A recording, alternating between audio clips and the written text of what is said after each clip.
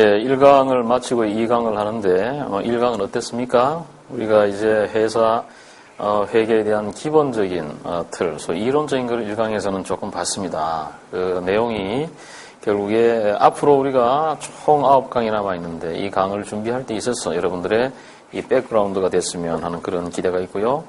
12페이지부터 나가는 우리 2강은 어떻게 보면은 더 이론적인 것을 떠나서 실제로 실무에서 일어나는 그런 회계 처리에 관한 붕괴를 몇 가지 한번 검증해 보면서 회계에 관한 첫발, 걸음마를 하는 첫발을 띄워보는 그러한 입장이 되겠습니다.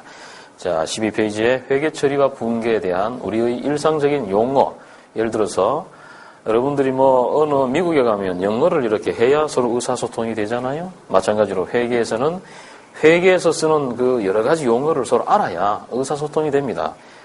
그러한 용어는 결국 GAAP에서 나타나 있지만 전통적으로 쓰는 그러한 용어를 한번 몇 가지 익혀보면서 정리를 해보죠. 12페이지에 회계 처리와 분계, 그래서 회계는 기업의 장부를 정리하는 기술이다. 어떻게 보면은 좀 전통적인 부기의 입장이 되겠습니다. 두 번째는 이러한 부기는 단식 부기와 복식 부기가 잇따르더라. 단식이라는 것은 현금주의에 따라서 가계부를 생각하시면 되고요.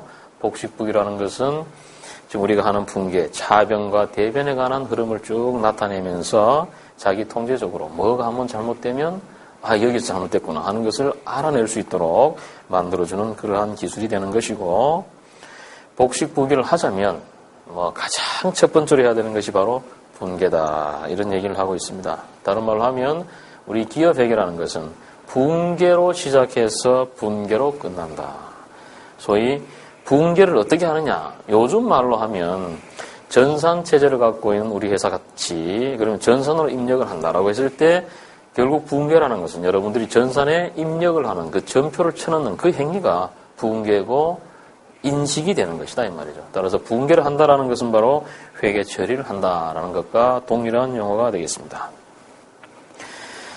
이제 우리 건설회사에서 나타날 수 있는 일상적인 흐름 몇 가지를 한번 간단히 훑어보죠. 여러분들이 이것을 실제로 붕괴할 필요는 없습니다만 저하고 같이 논의하면서 밑에 질문사항이 있죠. 기본사례 질문사항을 보시면 이것이 붕괴할 사건이냐, 즉 거래에 해당하느냐, 두 번째로 부가세 신고와는 과연 관계가 있겠느냐, 또 한 가지는 이 붕괴를 할 때 과연 입금 전표를 써야 되느냐, 출금 전표를 써야 되느냐, 아니면 대체 전표를 써야 되느냐, 그런 것들에 관한 문제가 되겠습니다. 보시죠. 기본 조건, 이것은 전부 다 회사 일로 발생할 사안들이다. 여러분들이 회계 세무를 앞으로 많이 하시면 기본적으로 이것이 회사 일로 발생한 것이냐, 아니면 개인 사적인 용도냐가 아주 중요한 그런 갈림길이 될 수가 있기 때문에 1차적으로 우리가 첫 단추를 깨는 입장에서도 이거는 회사 일로 발생한 사건이다 라는 것을 먼저 여러분들 머릿속에 심으면서 한번 출발을 해봅시다. 1번, 현장에서 택시를 타고 가다가 영수증을 출력받고 회사에 제출했다. 회사 일로 택시 탔으니까 예비교통비가 될 것이고요. 영수증을 받고 우리 본사에 경리한테 줬으니까 경리는 돈을 곧바로 1,500원, 2,000원 줘야 되겠죠. 따라서 출금 전표를 쓰는 것이고 부가세 신고와는 관계없다. 두 번째로 회사 회식비를 개인 신용카드로 결제했다. 개인 신용카드로 과연 회사 경비를 결제할 수 있느냐? 우리가 첫째 줄 기본 조건이 회사 일로 발생한 사건이다 라고 했기 때문에 회사 내부적인 통제 제도에 따라서 정상적인 결제 절차를 거치면 아무런 문제 없이 회사 내부적인 그러한 증빙으로서 자료가 충분합니다. 따라서 일단은 개인 신용카드로 결제했으니까 본사에서 법인 통장에서 빠져나가는 건 아니잖아요.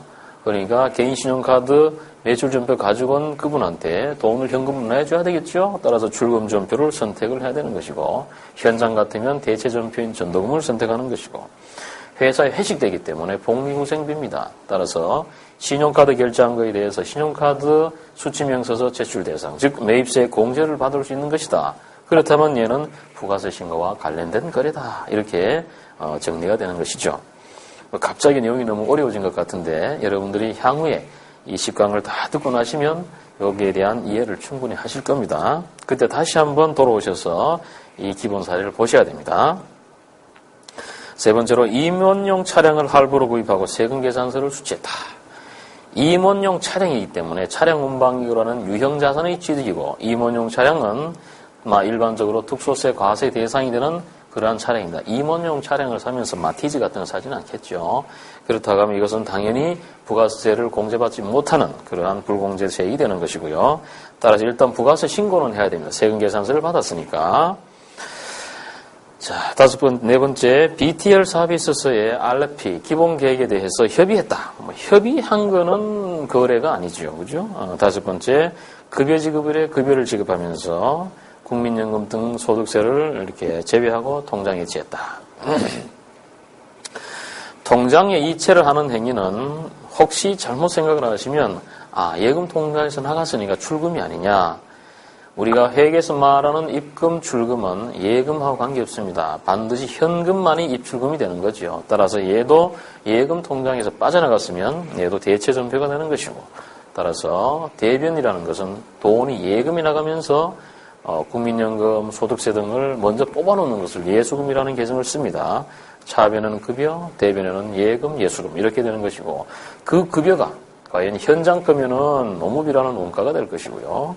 본사의 임직원에 가는 것이라면 판매 관리비로 처리될 것이다. 즉 가는 길이 당초부터 달라지게 되는 것이죠. 이런 것들의 선택이 아주 첫 단추부터 중요하게 되는 겁니다. 여섯 번째, 현장에서 잡자재를 외상으로 구입해서나 월합계 세금 계산서를 받지 않은 상태다. 우리가 건설 회계세무, 특히 건설 부가세를 할 때 이 지금 합계 세금 계산서 규정, 정확한 세법 규정을 말씀드리면 부가세법 시행령 54조에 나오는 교부 특례 규정입니다.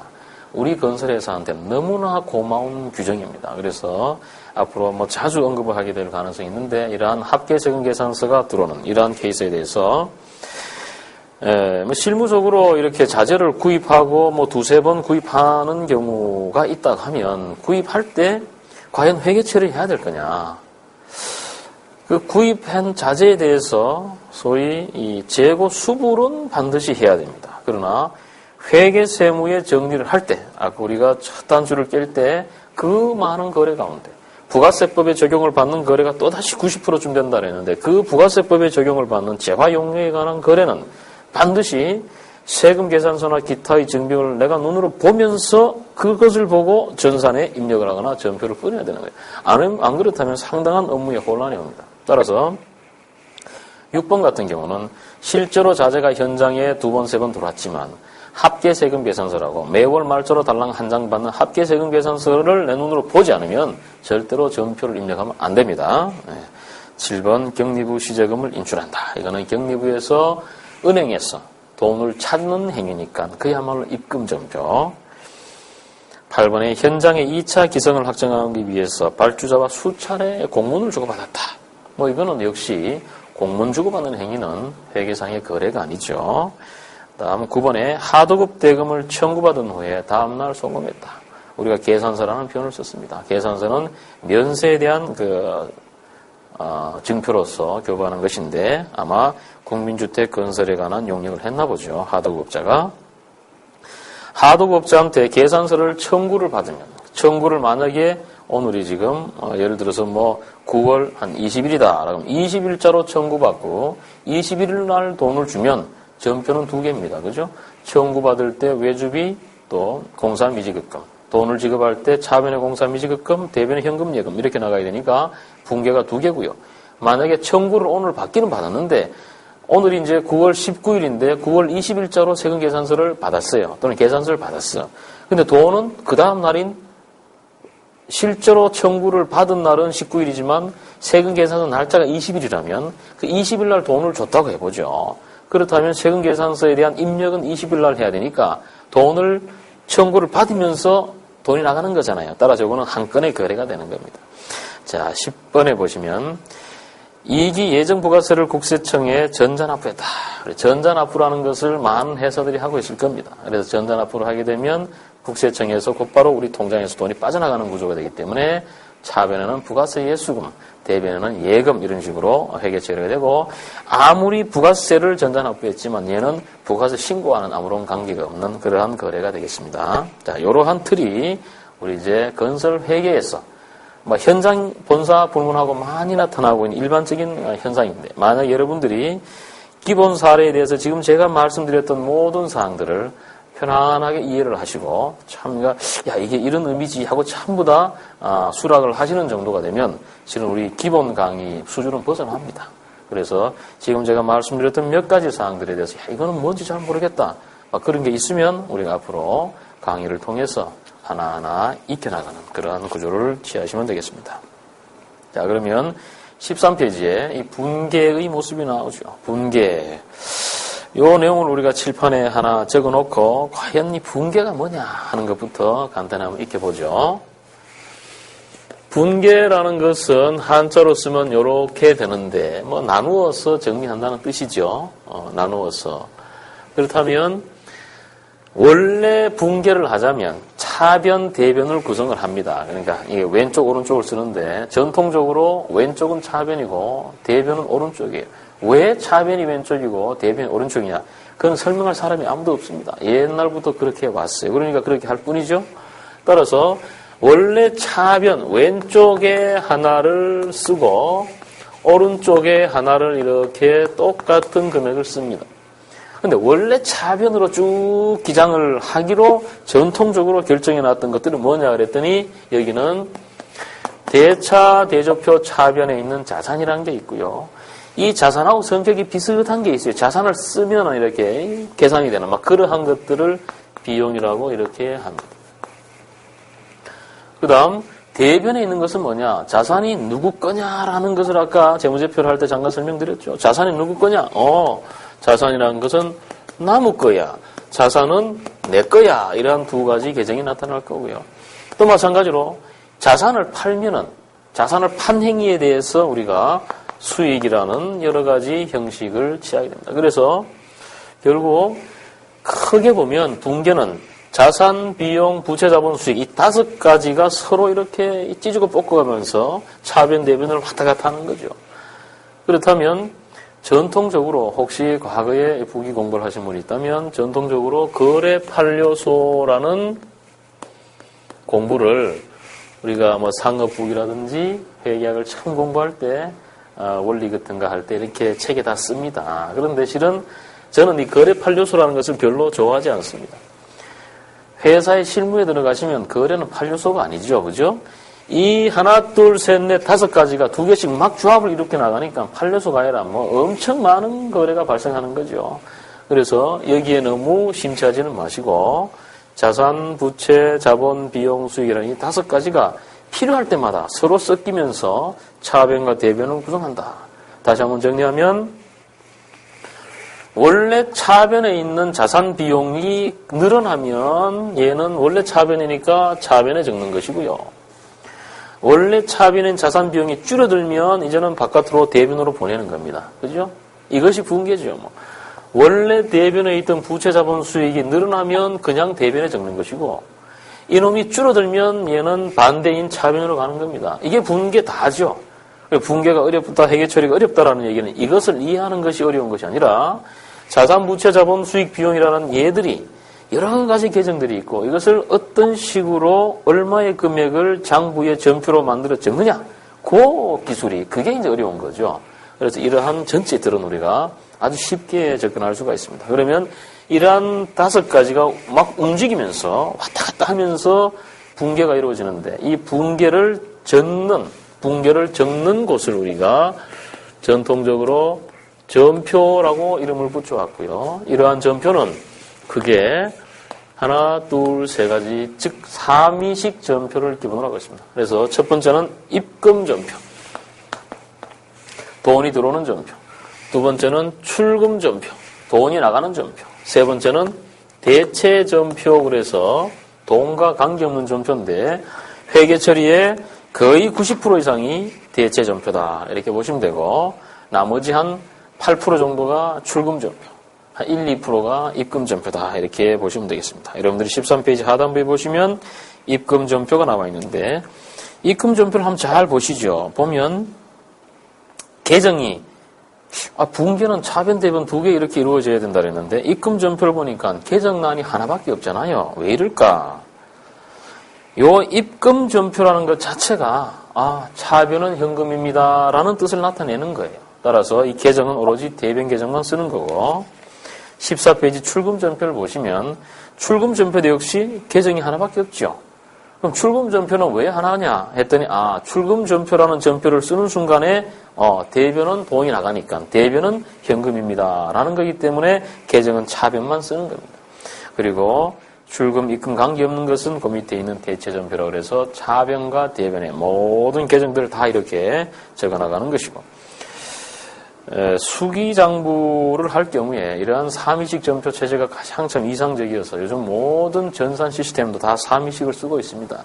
간혹 가다가 이렇게 편안하게 한번 하자 그래서 밑에 있는 1위식 전표, 소위 분계장 같은 형식을 쓰는 경우도 있습니다만은 지금 원칙은 3위식 전표에 따라서 이루어진다라는 생각을 하시면 좋고 이제 15페이지, 16페이지에 나오는 한 분계, 한 3가지 정도를 좀 신속한 모습으로 우리 실제 업무와 연결시키면서 여러분들이 분계에 익숙해져 계시면 한번 연습한다 생각하시고 분계에 익숙하지 못하시면 분계를 이렇게 하는 거구나 하는 것을 익혀나가는 그런 시간을 갖겠습니다. 자, 15페이지를 보시죠.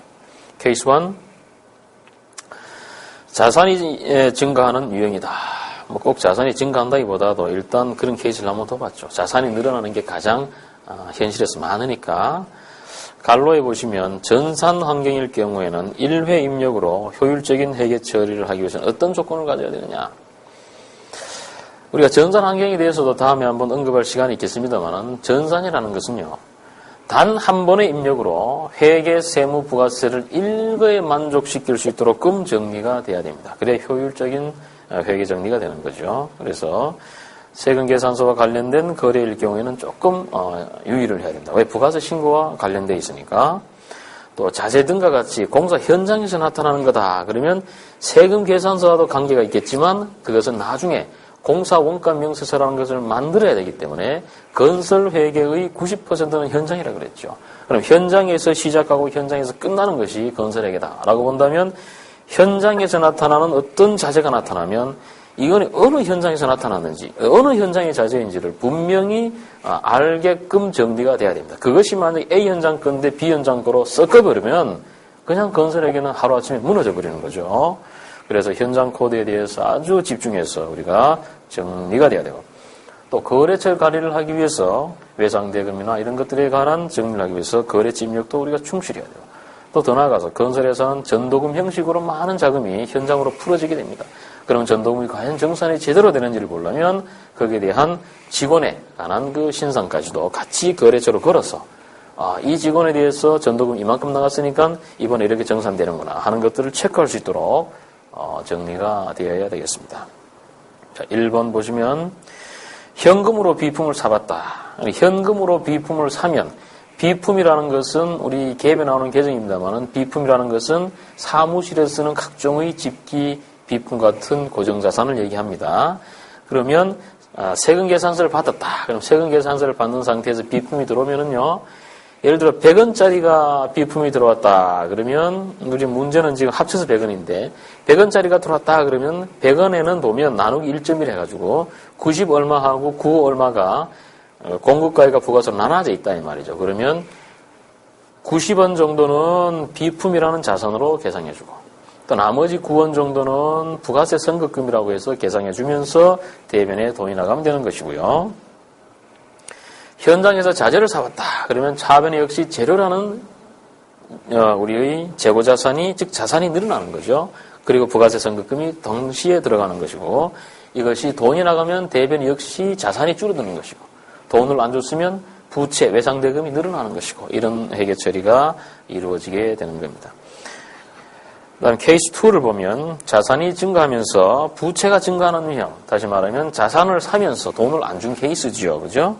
그래서 1번 보시면 신용카드로 결제했다라고 했을 때 차변에 비품이나 부가세 선급금이 뜨면서 대변에 미지급금이 되는데 우리가 회계 처리를 할 때 미지급금도 남한테 안 준 돈, 외상 매입금도 남한테 안 준 돈, 공사 미지급금도 남한테 안 준 돈이지만 약간씩 그 차이가 있습니다. 그래서 통상 외상 매입금이다 그러면 주요 영업활동, 우리 같으면 자재에 대한 외상 대금은 외상 매입금, 자재 이외의 각종의 배상대금은 미지급금, 그리고 외주비, 하도급, 적법 하도급업자한테 지급하는 그 외주비에 대해서 안 준 게 있으면 공사 미지급금, 이러한 개정을 나누어서 쓴다. 이렇게 이해를 하셨으면 좋겠습니다.